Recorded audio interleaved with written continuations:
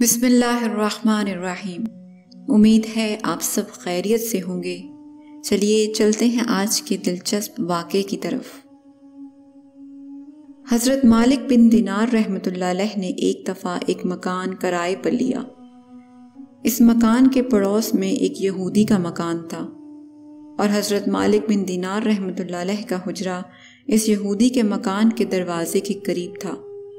اس یہودی نے ایک پر نالا بنا رکھا تھا اور ہمیشہ اس پر نالے کی طرف سے نجاست حضرت مالک رحمۃ اللہ علیہ کے گھر میں پھینکا کرتا تھا۔ اس نے مدت تک ایسا ہی کیا، مگر حضرت مالک رحمۃ اللہ علیہ نے اس کی شکایت کبھی نہ فرمائی۔ آخر ایک دن اس یہودی نے خود ہی حضرت مالک رحمۃ اللہ علیہ سے پوچھا کہ حضرت، آپ کو میرے پر نالے سے کوئی تکلیف نہیں ہوتی؟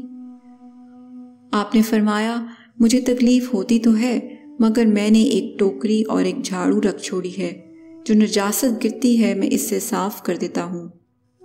اس نے کہا کہ آپ اتنی تکلیف کیوں کرتے ہیں اور آپ کو غصہ کیوں نہیں آتا؟ انہوں نے فرمایا کہ میرے خدا کا قرآن میں ارشاد ہے کہ جو لوگ غصہ پی جاتے ہیں اور لوگوں کو معاف کر دیتے ہیں وہ بڑے اچھے لوگ ہیں۔ یہودی نے جب یہ سنا تو اس نے کہا کہ پھر آپ مجھے کلمہ پڑھائیے، اور جو دین ایسی اچھی تعلیم دیتا ہے وہ دین بھی یقیناً بہت اچھا ہوگا۔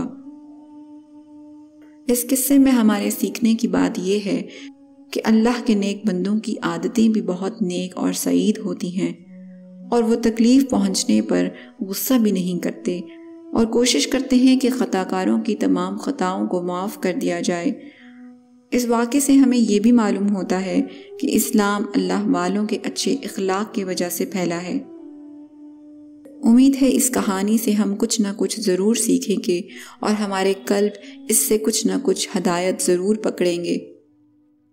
اگر کسی کی کوئی بات ہمیں بری لگتی ہے تو ہم اس کو معاف کرنے کی کوشش کریں گے، کیونکہ اللہ تعالیٰ غصہ پی جانے والوں اور اپنی مخلوق کو معاف کر دینے والوں کو بہت پسند کرتا ہے۔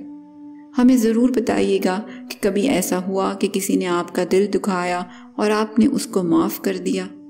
یہ کہانی سننے کا بہت شکریہ۔ ہمیشہ خوش رہیے۔